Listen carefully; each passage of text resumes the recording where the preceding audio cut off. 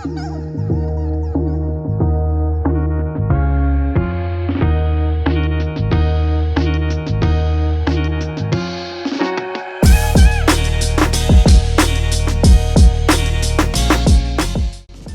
everyone, welcome to Sunny Commutes, a podcast where I share my experiences in tech, and on this episode we're going to be talking about our recent move to New York. So with me here today I have Tanya, my favorite person in the world, and we're going to be sharing why we wanted to move to New York in the first place, how we actually were able to make the move, some of the lessons that we learned, and overall just how we feel about being here. So definitely something that we should get into is the process of moving. And there was a lot of planning, a lot of research that went into it. I'm personally not the person of the planning and research type. Thankfully, Tanya is.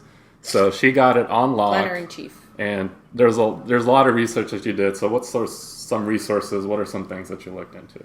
Okay, so I couldn't find a lot of information on YouTube because lots of YouTubers are just showing off their awesome apartments with the beautiful view on Manhattan and whatnot, but they don't tell you what actually it takes, financially, or what is the legal procedure, what are the operations that they have to go through in order to get that apartment. That really annoyed me.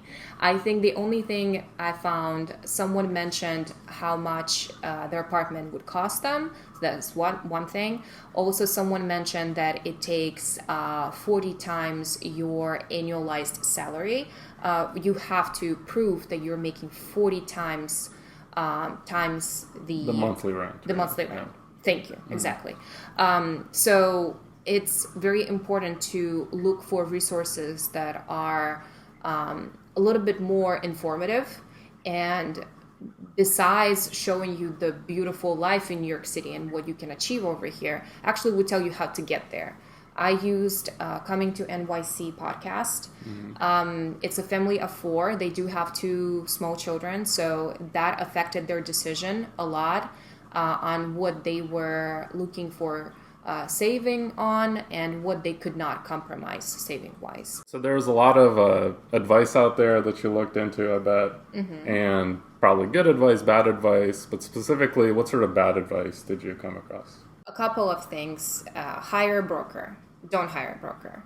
There is a law that has been passed, I think in February or March 2020, right before COVID hit, that now there are apartments that don't require broker's fee. Broker's fee could be up to 15% of your annualized rent.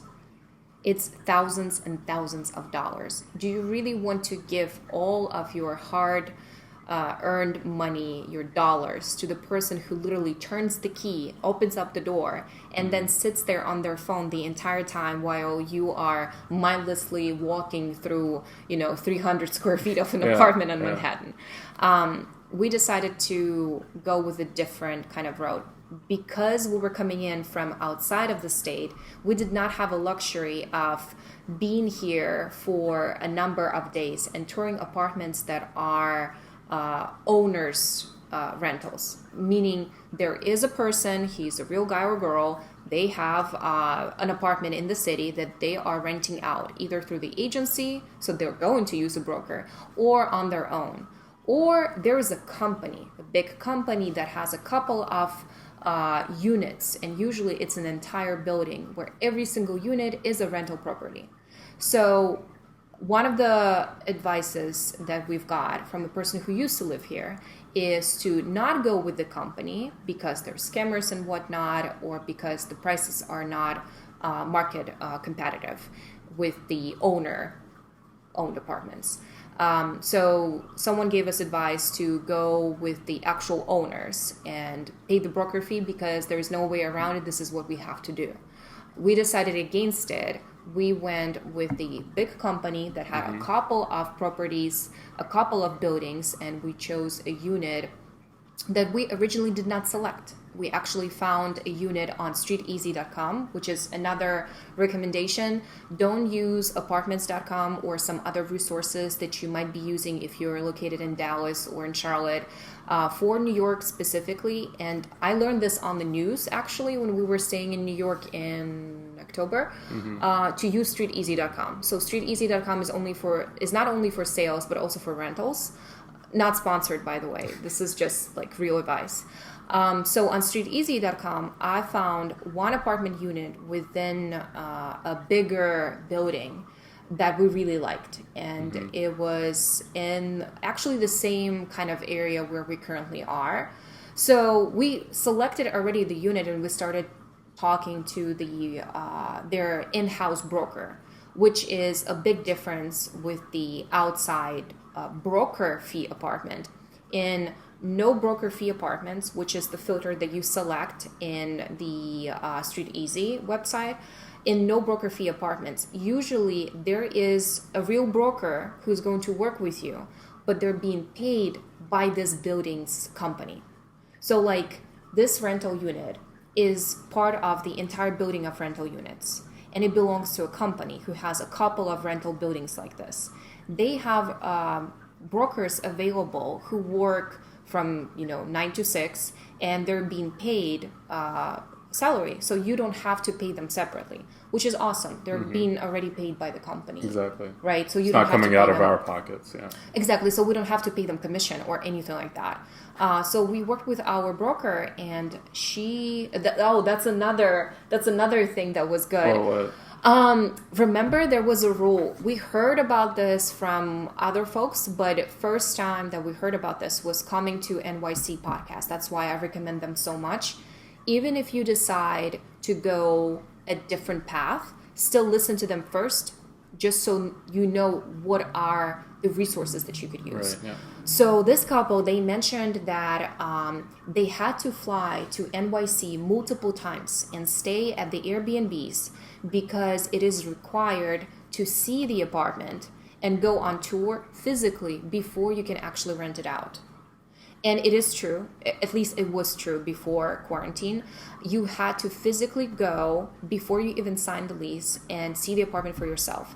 They do not allow family and friends to come in and represent you and come in on your behalf. It's illegal. So to predict your question, can't, your aunt or your grandmom come over who lives in the area and sign papers for you or just take pictures for you and video on her phone? No, it's not allowed. So we were able to actually cheat that. Yeah, because of COVID. That's right. Yes, exactly. Because of the situation, we were not allowed to see apartments in person. We were lucky because our broker, who was paid by the company, right?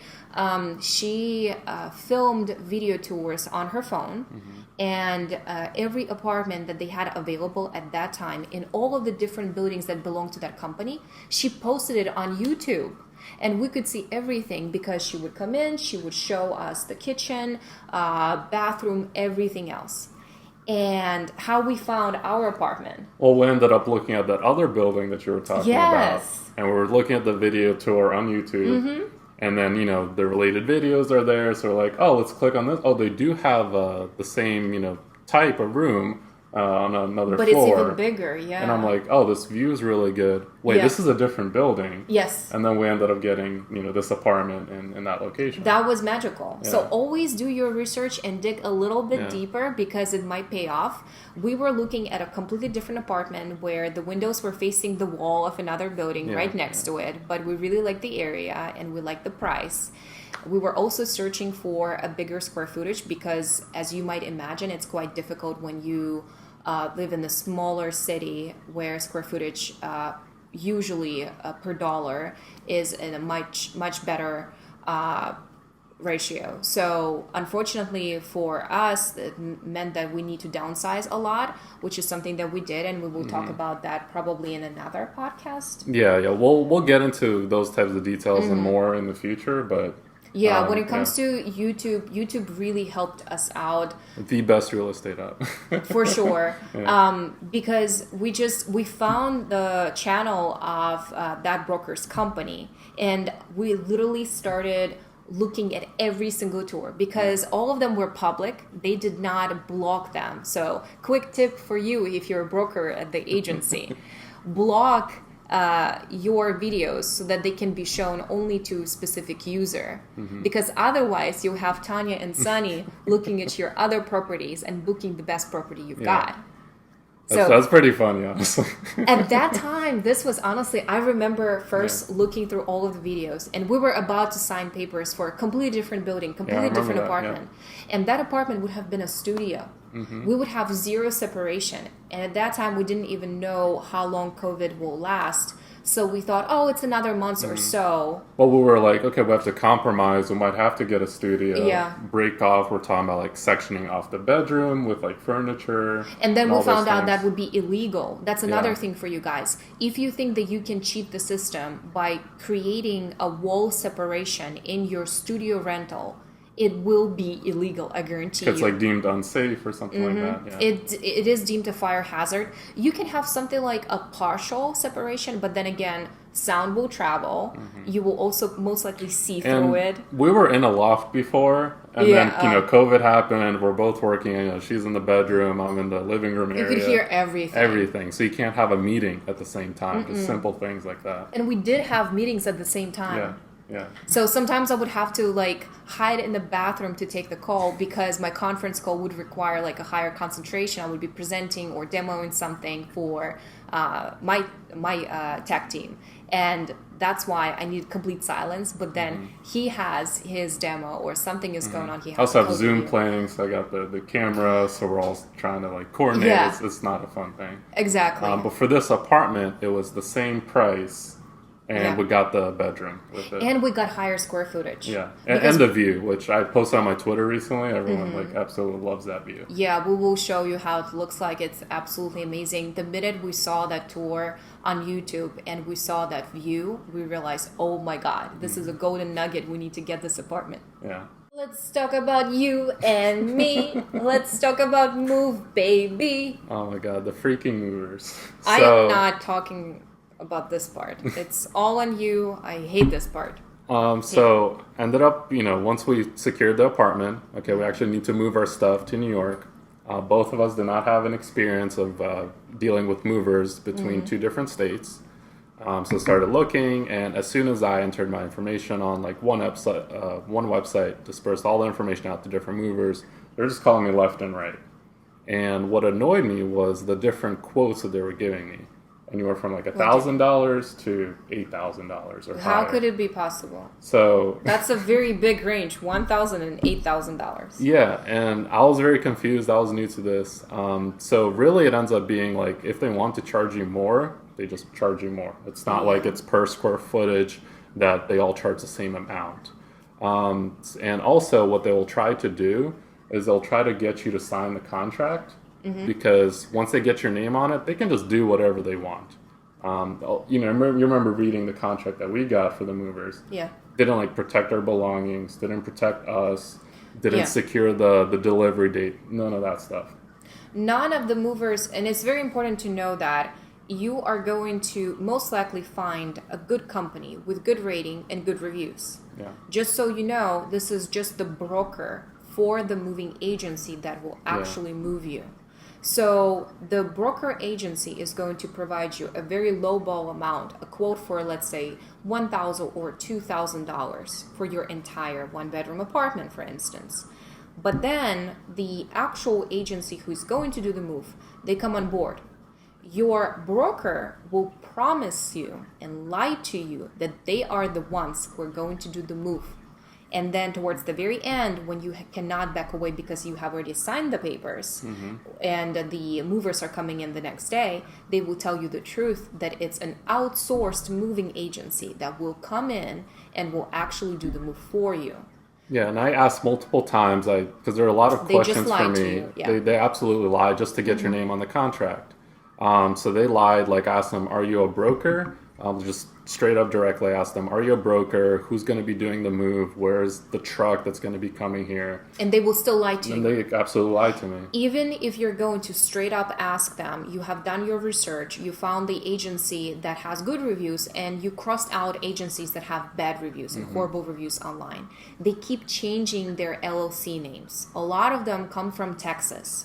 So those actual moving agencies are based in, let's say, Texas or Florida, but your broker is based in New York. Right. So you're looking for brokers in New York. They know that, but they're going to outsource everything to the company in Texas that has horrible reviews.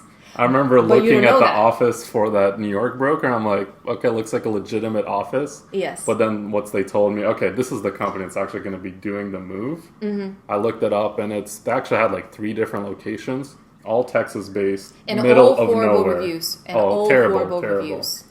And we just understood at that point we are screwed, but there is nothing that we can do because we have already signed our lease for the apartment. We knew that the time is approaching and we could not back away from it. So days before, right, they gave me that low amount. It was like $1,000 some. They came into our apartment, and then at that point, they already started moving, like packing boxes, and we were days out from actually driving over to New York. And at that point, he presented the contract, and he looked at all the stuff, and he was like, "Okay, this is going to be $1,000 more, just so out of he nowhere." Just added out of nowhere. He just added additional amount, and they have started moving. Oh, another tip for you guys: if your movers start moving anything before you actually sign anything, don't allow them to do that. This just means that they will put half of your property in the truck. And then you're pressed against the wall because you have to sign that contract, even if the quote that they're providing to you is twice higher. So it's just all these different tactics. And just to get your money. And then the last thing is once you think, okay, it's packed and like I'm good to go, I'm just waiting for them to deliver our stuff. First of all, unless you pay an exuberant fee of like $800, $1,000 to secure the delivery date, which I'm sure probably is not secured anyway. Yes. It's going to be delayed by like a week or longer.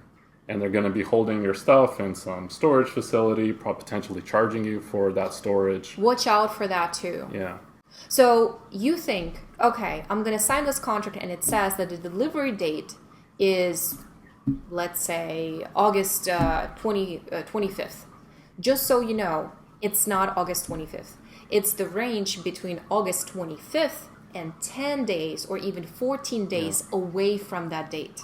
So within that range, sometime, one day, they will wake up, call you and tell you that your load is 30 minutes away and you have to be right there physically, because if you're not physically present during the delivery, they will charge you additional fee because they were unable to deliver. They will also charge you additional fee for the providing storage.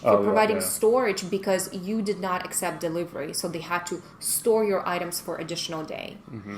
In reality, your stuff is loaded onto that truck.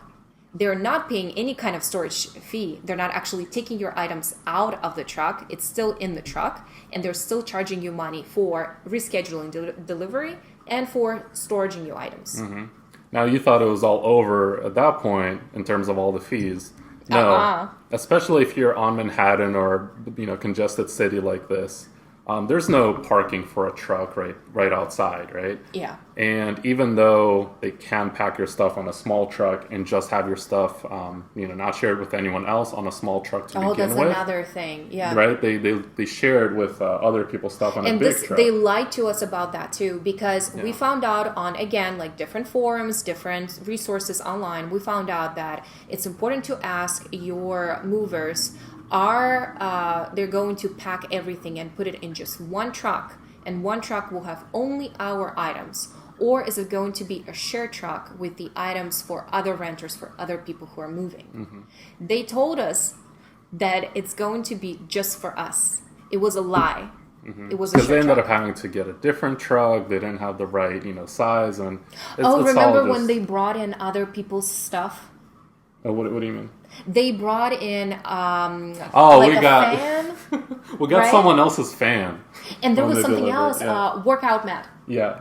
They brought in a workout mat. Which we're using. It's what's that company? Don't tell them that. It's a secret. Proform, I think. So we're using this for our exercise equipment. We had only one mat for exercise equipment. Now we have two. Thank you. But imagine that family that they're just missing stuff. Right? Exactly. And the contract doesn't protect them because the insurance company that you have to, file a claim with. Yeah. Even if that claim goes through, usually it's bogus. I read the reviews, the comments. They're scammers. That the insurance company. But even if it goes through, what are they paying you back? They're paying you per pound. They're paying you 10 cents or something like that. So they don't count like items. They don't think of your property as items. In terms of the value that you paid. They think of the cubic feet. How much cubic feet does your property take in their truck? So this is how they're going to quote you for. Every single basket, every single mini basket, they will quote it and they will put the money kind of like their safety pillow on top of it. So definitely look out for all those things. And then just my last point about Manhattan and congested cities. Oh, the shuttle. The shuttle fee, yeah. Yeah. So we got charged another $800 just for the shuttle fee. He called the mover here local in New York finally. They're like, hey, we have your stuff. We're going to move it, but we need a smaller truck to move it here too. So that was a shuttle fee, another fee. And then also they call you the day before so you don't have much time, right? Or the day of sometimes. Yeah. But they also will tell you can only pay by check or by cash. Yes. Because remember, I was scrambling around because I'm like, okay, you just called and that's thousands of dollars. So you have to have thousands of dollars. It's not like you can get that from an ATM, right? I also don't advise using cash. Come on, you guys, this is so sketchy. Mm-hmm. First of all, carrying cash around in a city like this where crime is very high. Also, just don't feel comfortable giving someone cash and then them saying, oh, actually, we have never gotten cash from this person. They have never paid. So anyway, we pay, the entire amount. It ended up being about $4,000. Yes. Just for moving, just for two people, one bedroom apartment, $4,000. And we did not have a lot of stuff. Some people are hoarders. We are not hoarders, and we still paid such a hefty price. And that is considering that a lot of our items, personal items, the items of, the most essential usage, we brought it with us in our car. And we packed our car to its roof. It was just packed with I couldn't even things. see at the back, Yeah. You know what we forgot to say? The fact, not only how long would it take. So if you are ordering movers, they will come in, let's say, 5 days before your actual physical move. So 1 week you are losing and you're staying for that entire week without your furniture, without your utensils. You've got nothing. So 1 week you have to prep for being miserable, having an air mattress to sleep on, having some kind of plastic utensils. So think about that too. You have to count on that. Dedicate some time to walk through your property, organize everything in smaller boxes, because once they do it for you, they actually packed a lot of the items into bigger boxes. So they charged us a higher fee. If we were there to pack everything ourselves, it would be less boxes. It would be less boxes for sure. Because we would open up a box and it would be just another smaller box of my, toiletries and whatnot. It didn't have to be packaged this way. And just so many complaints. They didn't even pack everything. Yeah. And granted, I could go and make sure, open every cabinet, make sure everything is packed up, and it's, it's not there anymore. Some items the trash they're going to clean up, I have to clean up afterwards. Yeah, and they're not responsible for it. It's even part of the contract once you read it. Our thing is, if you're paying that much money for movers, you expect the best service. You expect everything to be spotless. It's all packed nice and tidy, and for the stuff to arrive not damaged. Yes, pretty much all of our things except probably our TV. Which is surprising. That's the only thing. Except our TV, everything came in damaged, scratched, severely damaged. And what can you do? You can file a claim to a scammer insurance company. So we have spent time actually fixing everything. They have broken our exercise equipment that we just bought recently because of COVID. So this is something we had to fix ourselves. Yeah. Thank God we were able to do that. Lots of items, the table that we currently are using, everything is scratched to the point that we either need to get rid of it or replace it somehow. They would not try to think for you. So if something is expendable, like this table, for instance, make sure that there are no items inside. Tape everything down yourself. Honestly, for them just packing, don't use movers. Don't use movers, right? But if they're packing your stuff, you're going to be doing that work yourselves anyway. Yes. So what's the point? So don't pay for movers. Just move it yourself. If you think that it's going to be less stressful, it's not going to be. It's still stressful to move stuff yourself, but not as much as wondering, where's my stuff? How long are we going to be on the air mattress? Just all those things. It's not worth it whatsoever. Exactly. To summarize, we have spent about $4,000 for 1-bedroom apartment move. We have spent 3 weeks without our furniture, without our utensils and everything that we need for daily activities. We have slept for 2 weeks on a mattress waiting for our furniture to arrive. We have been told that the date of delivery would be one date. Instead, we had to wait for additional 1 week and a half, I think. And which during that whole week, Yeah. we're trying to communicate with them and be like, what is the actual date? Like, I'm fine if it's late, as long as it's communicated to us. absence of communication. Just imagine that you are a project manager to a dev team that is offshore and it's completely unresponsive and unreliable. Yeah. We had to argue with them. It was very stressful for both of us. We have found ourselves sleeping on the mattress, feeling very uncomfortable. We were physically sick, our backs, of course, on the mattress, sleeping on the floor, very uncomfortable. We had to work from the floor, eat on the floor, basically all of it for 3 weeks in a row. So you guys just sell yourself, your nerves, your backs, and sell everything you've got. If you're moving That's to a all big the thing, city, yeah. sell everything you've got. Trust me, your bulky furniture from Ashley Furniture or Value City Furniture is not going to fit into your small studio or 1-bedroom apartment in New York City or LA. It's just not going to fit. Because we ended up even selling some of the stuff once we paid the movers to get it here. Yeah. And it was damaged, so we sell it before you move. Then you don't have to deal with that. Just sell everything. Even if you think, oh, this item is actually small, it's an entryway table or something. No, once you move to New York, you know that the hallways are even smaller than you have thought. So IKEA is your biggest friend.